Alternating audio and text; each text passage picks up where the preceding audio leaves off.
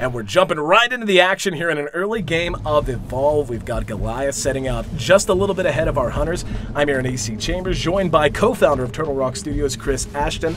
And just as things get underway here, Chris, talk to me about the early game strategy for Goliath.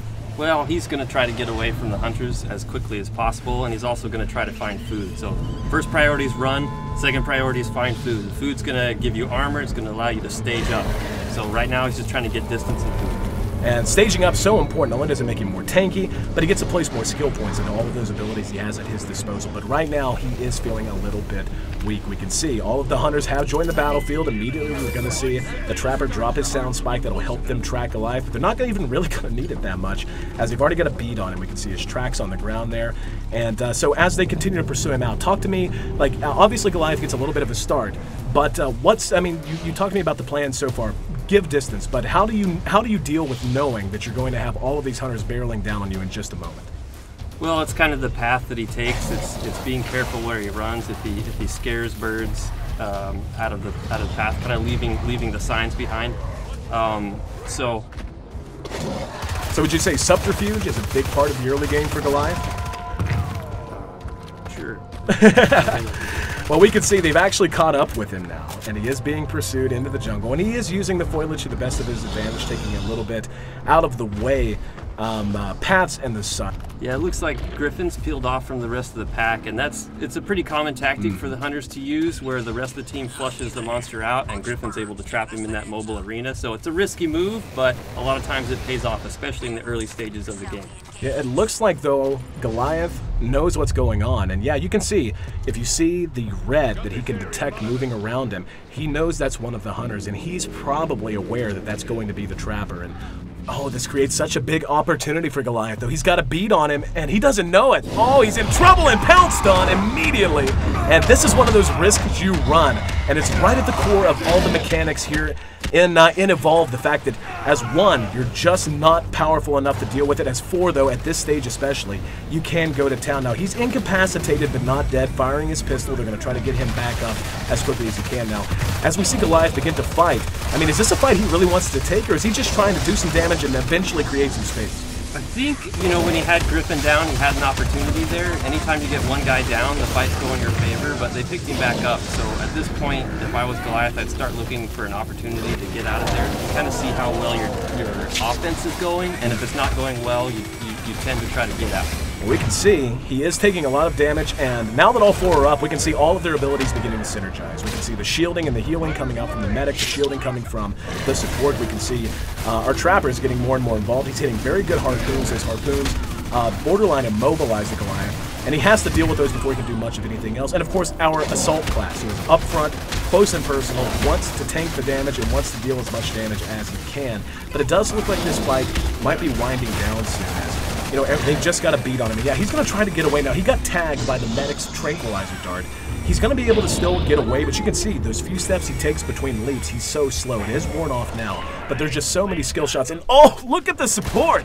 Got caught out by one of those native plants on the map. And as we see Goliath try to find some space and something else to eat, talk to me about the design of the map itself and why it plays such a role in such a competitive game. Well, we wanted it to really be another player in the game, and in a sense, the environment is a third player.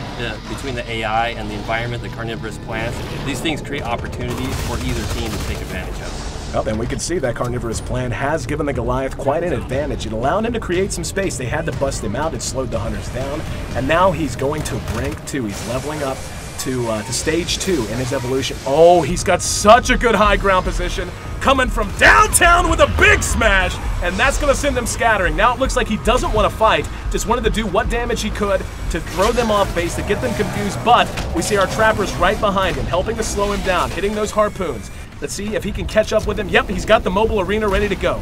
Gonna try to toss that out in front of him, then hit him with the harpoon. There he goes, he's let it go. And the leap, not enough! Harpooned him from behind, and now he's trapped.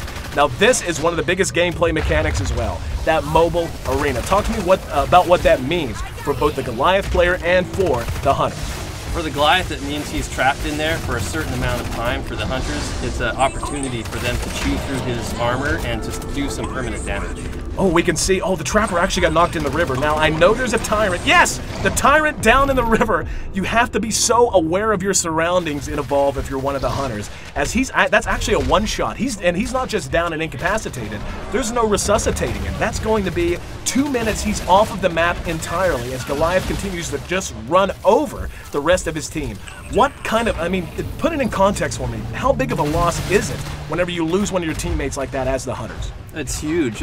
They're designed to be co-op. Each one of them has a very specific function that is vital to their success. So as soon as one guy's out, they're at a huge disadvantage.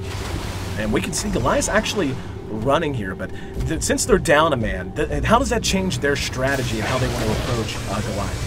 Well, they definitely want to be a lot more cautious. If Goliath turns to fight them, he might be able to pull out the win here. So to be a little bit more defensive, they'll start anticipating where he's coming. They're not going to chase him as closely as they would normally. They want to keep a beat. They don't want to lose him, right? But they want to not really force the fight themselves. They want to wait till Griffin comes back. Don't want to take that big of a risk. Now the problem is, we saw they had to stop and deal with that Tyrant, otherwise one of them might get snatched. Goliath is actually utilizing one of the best comeback mechanics. We can see how banged up he is. A very nice visual system of damage. He's bruised, he's bloody, and you can't regen health in Evolve if you're the monster, but what you can do is feed on wildlife and regen your armor, and that allows you to be just so tanky. And it looks like that's his #1 priority right now, as the hunters just wait on their Trapper to get back on the map. But, you know, and now that they know that he's coming back in, we see already the mines being laid. Talk to me about the strategy we're seeing employed by the hunters right now. So they're really just trying to turtle up at the moment. They're trying to wait. Griffin's got 30 seconds to come in, so all they're trying to do is last that 30 seconds before Griffin comes back. Another big smash, but he's able to corner 2 of them. Now 20 seconds right now, it seems like such a short amount of time, but just look at how much damage the Goliath is doing as they're waiting for him to come back in, and lacking that immobilization means they can't kite him effectively. That's why he's able to charge on top of them, why he's able to bang them down so damn hard. And yep, we're going to see already the medic is down. Nice play from the support though, using the burst stealth ability, that's his class ability. Bought some time for everyone to kind of reset, but they're still hurting. In the meantime though, the Trapper's just about to parachute down. The fight's raging on, but talk to me how they're going to try to change this up now that they're back to full strength. They're just waiting for Griffin to get back in. Assault's going to try to draw his attention. That lightning rifle does a ton of damage, so he'll try to draw the aggro and use his personal shield to negate that a little bit. And oh, we're actually going to see another incapacitation on the support. Losing the support is just crippling. You know, you don't have the orbital strike that you can call in, you don't have the personal shielding, and this is going to happen when you don't have that. However, with the Trapper back in, that's going to give them a chance to maybe kite him, but so far, no good harpoons. He's just continuing to deal massive amounts of damage and run over this team who is once again running at 3/4 strength. We're going to see, yep, potentially another incapacitation. But he's setting up, he's landing another smash, and yep, there we go. One's down, that's going to be the medic, and the Goliath just continuing to pound away, setting up a huge assault on the, no! Oh, you jerks! Cutting the feed at the very last minute. That's not fair, man.